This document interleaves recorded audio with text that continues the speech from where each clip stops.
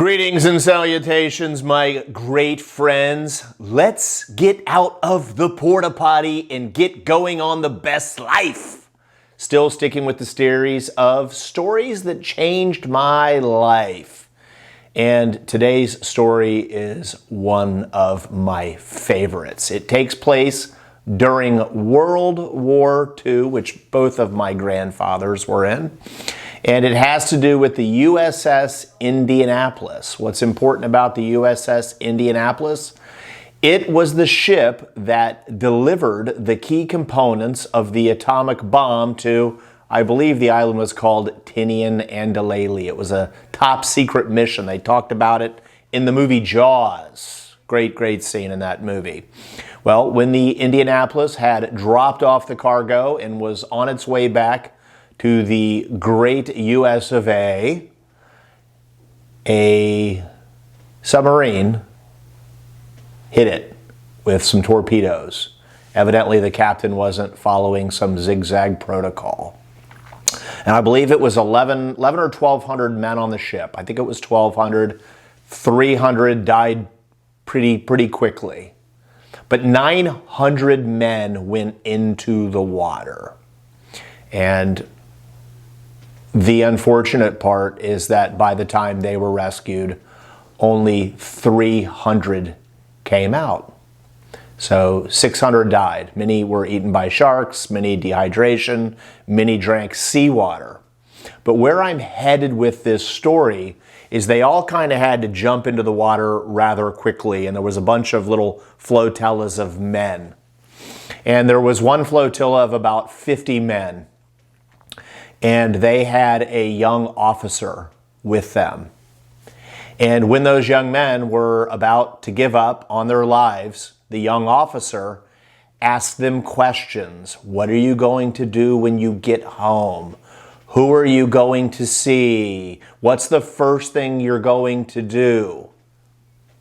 The interesting part is almost all of those 50 men survived, which was the highest percentage of any flotilla out there. And what they came to realize after studying this flotilla is that young officer had done something amazing. He had asked them questions surrounding on the vision of their lives. And when they were in the worst of circumstances, no water to drink, no food to eat, people being eaten by sharks, he kept them imagining a brighter future. And almost the entire flotilla survived. And it's actually, the story is, it's quite biblical in nature. When there is no vision, where there is no vision, the people will perish. When there is no vision, the people will perish. This young officer had gotten them all thinking about a brighter future, and thus they survived.